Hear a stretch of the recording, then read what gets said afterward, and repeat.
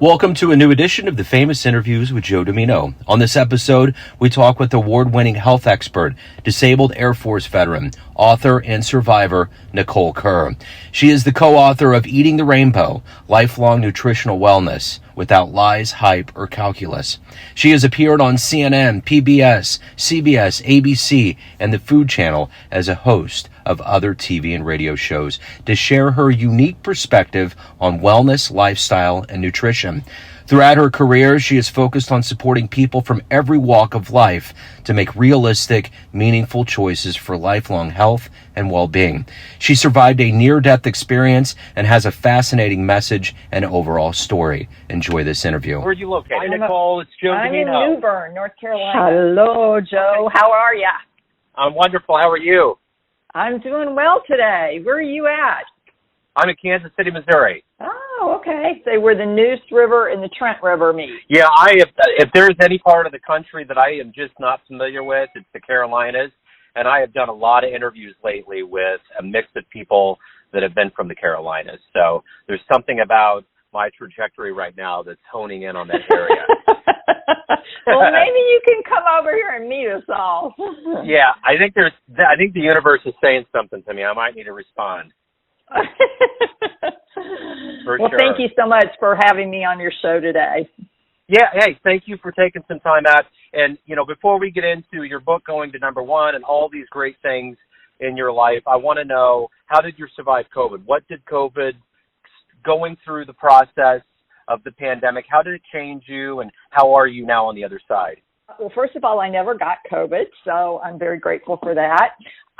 My background is public health. I have a master's in public health, so I am very much a believer in doing the things that the government asked in terms of the masking and the social distancing and, vaccines, that's all important things to do. That he may not have done it the right way, but, I actually used that 2 years to help me go deeper in my healing experience and finish this book and get it out. So that's how I used my time. And we moved from Hawaii to New Bern in that time frame as well. And I was just born 33 miles away in Camp Lejeune, which is a military base. So I have really come full circle in my life, and it's not just geographically. It's in my near-death experience and everything, and that's why I feel like, it was meant for me to come back here to finish it, because I've been working on this baby for 13 years, and I just can't believe I actually did I'm it, curious. Yeah.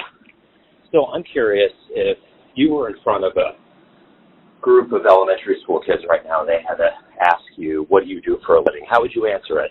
Well, I've created a new term, and this is something that they can do. If they don't have like a title that fits them, they can create their own, and that's what I decided to do. And so I'm calling myself an eternality advocate. Not eternal, not eternity, eternality. And most people don't even know that that's a word. And then you go, well, what the heck does that mean? And it means actually the quality or state of being eternal, that you have no end, your ceaselessness and endlessness and, everlasting, world without end, and I remember in the Lutheran Church, we used to, the Catholics, well, glory to God, to the Son, and to the Holy Spirit, as it was in the beginning, is now, and ever shall be, world without end. That's what that is, everlasting. So I want people, and especially children, to start for us to get off of this doom and gloom mindset that our particular culture has around death, and to start seeing it as a positive, because it's going to happen to all of us. And we need to be prepared for it, and we need to understand it's a beautiful thing.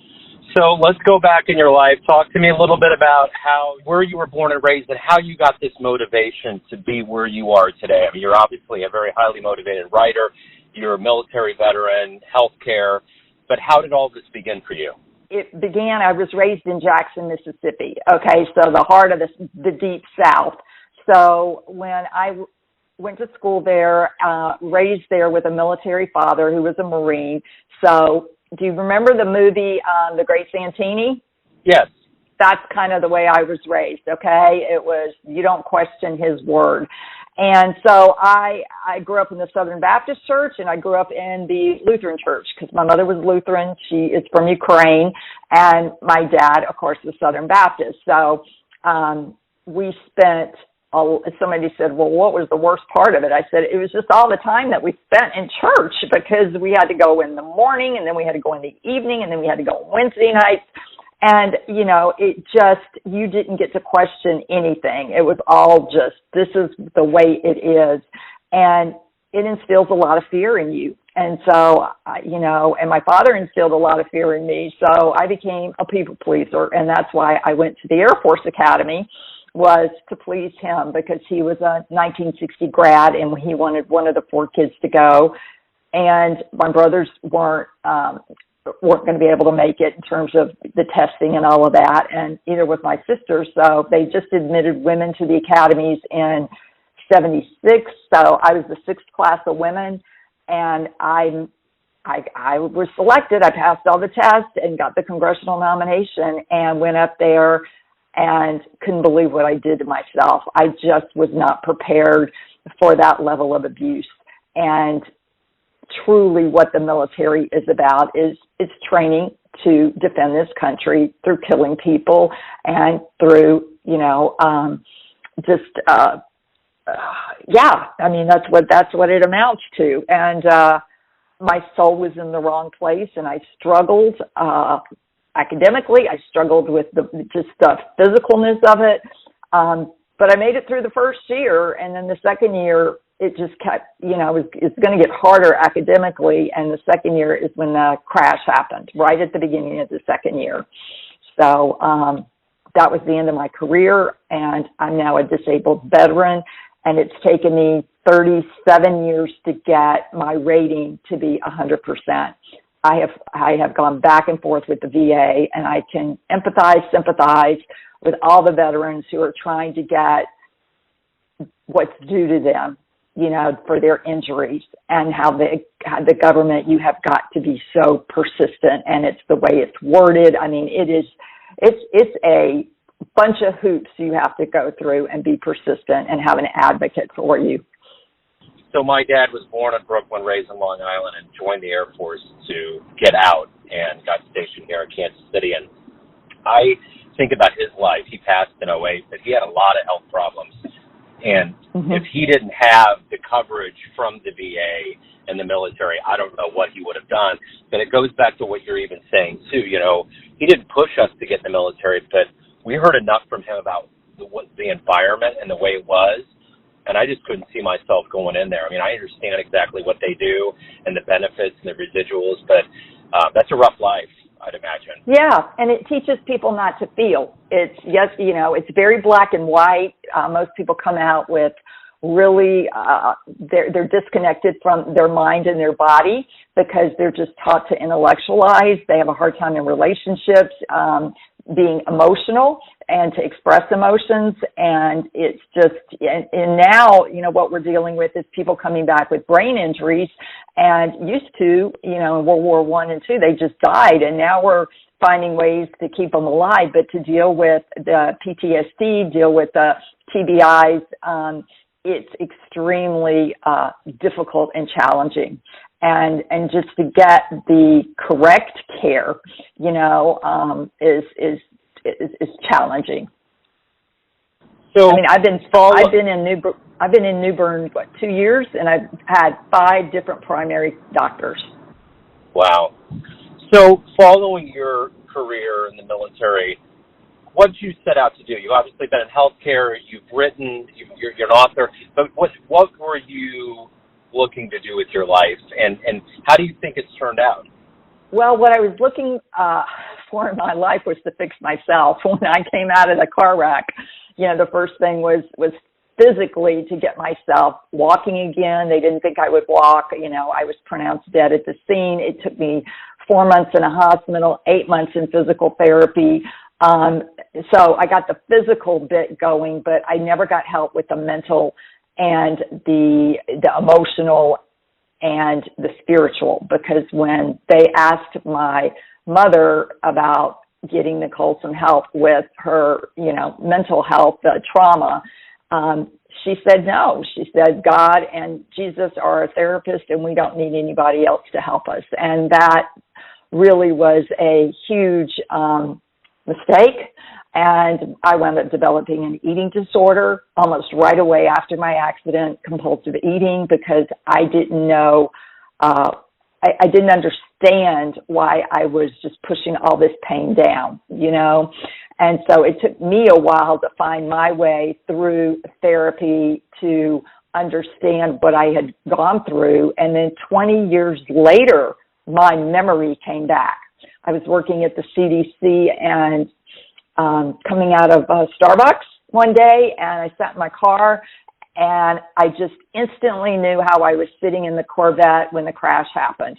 And I had never had that memory before. The only memory I had was bright white lights. That was it for 20 whole years. So that tells me about repressed memories and that they don't come up until your body is safe to handle them.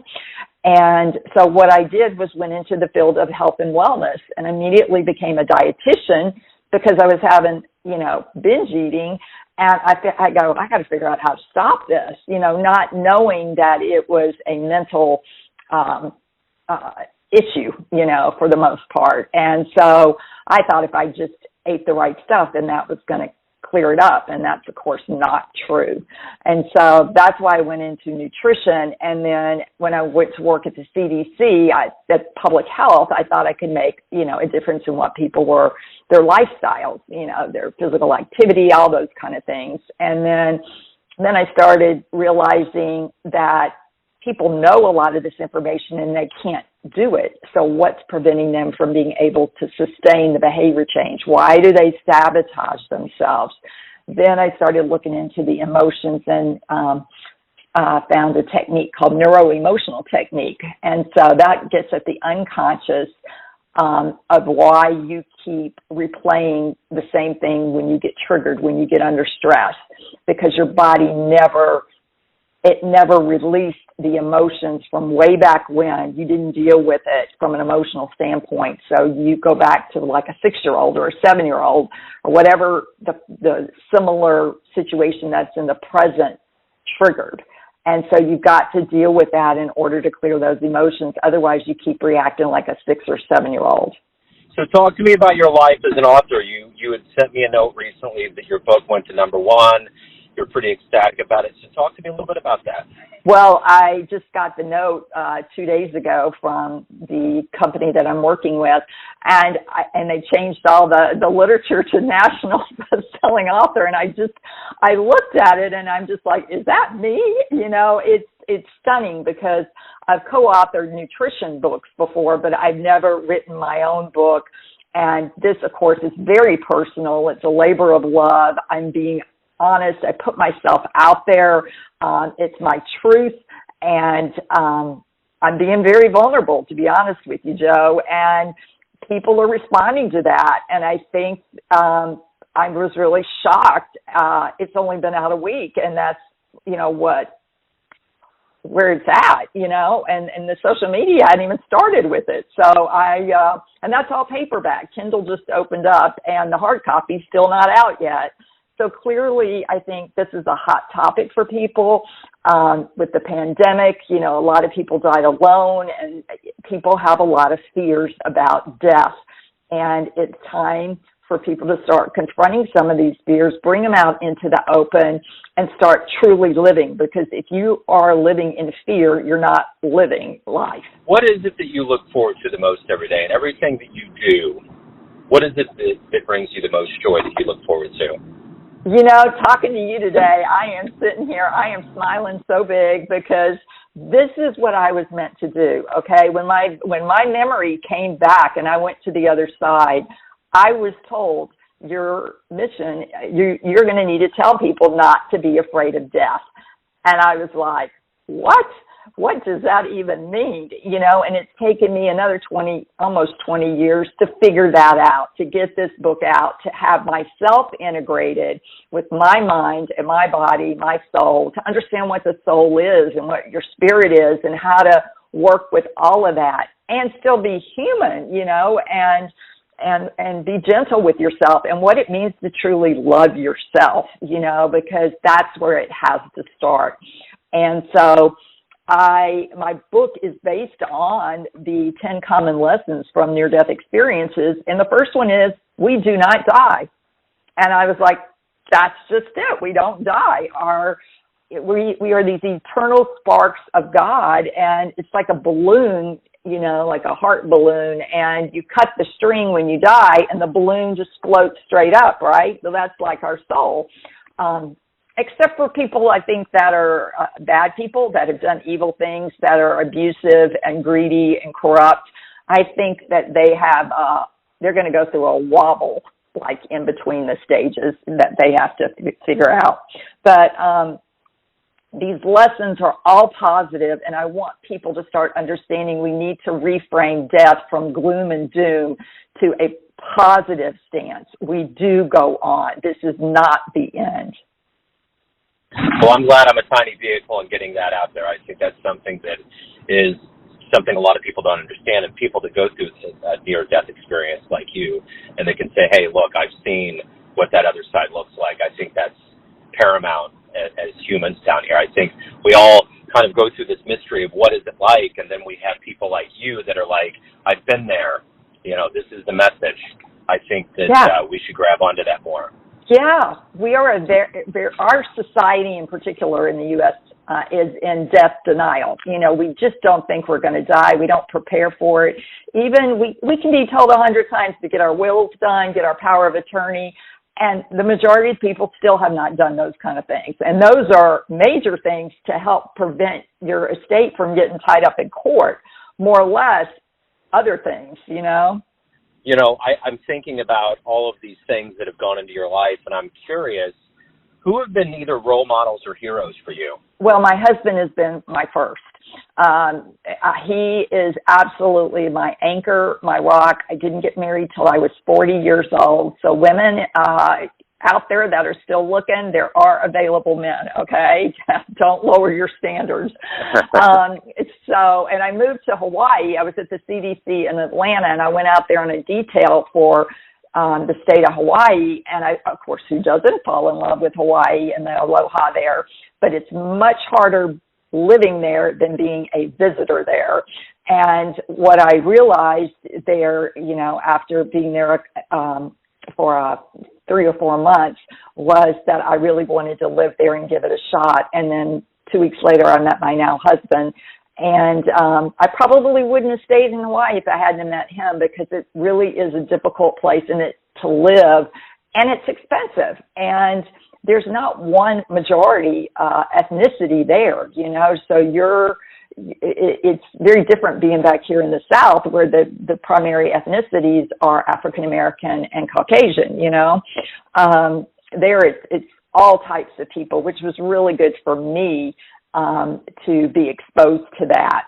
But he would be number one, and he has been my rock and my anchor and so supportive of me. And I dedicated my book to him because when he married me, he could see in me what I could not see in myself. And now I can see that part of me in me, and I understand now why I came back. So if you could meet one person that's alive on the planet right now, who would it be? Can it be someone who's dead who's come back? Well, I guess that could be. Yeah, let's especially with your experiences, you can run the gamut. Okay. I think I would like to know or talk to Jesus, because I would like to get his perspective on people, how they are interpreting what he said, and is that correct, and why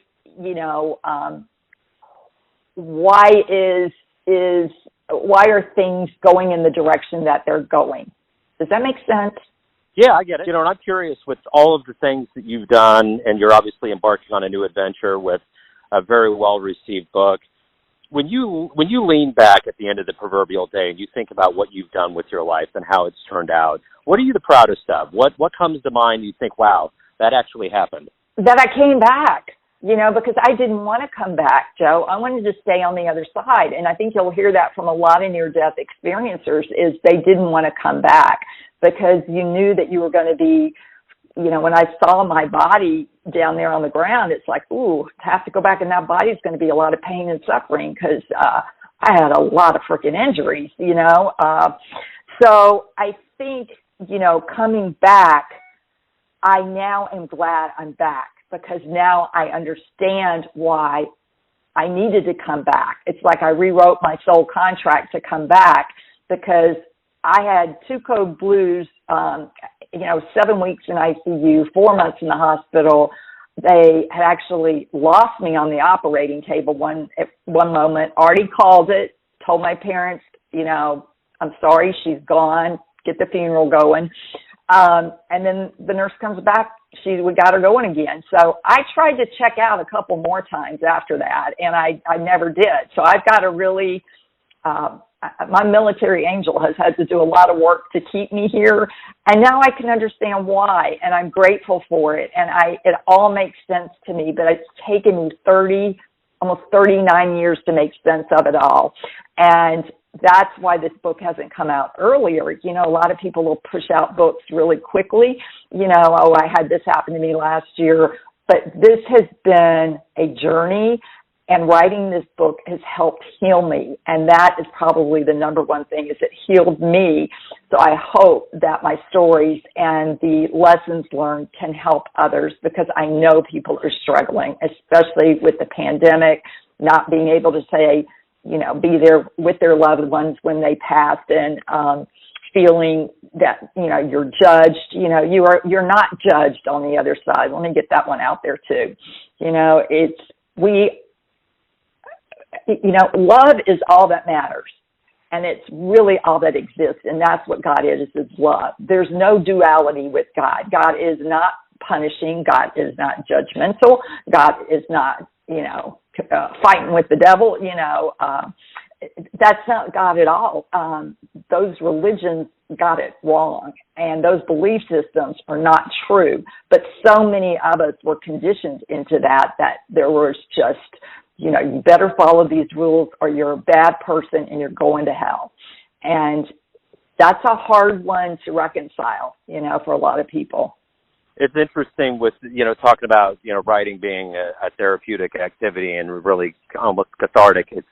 I've always felt like that. I've written for a long, long time, and I always feel like that was almost kind of therapy. It was inexpensive, some of the best kind of therapy that's out there.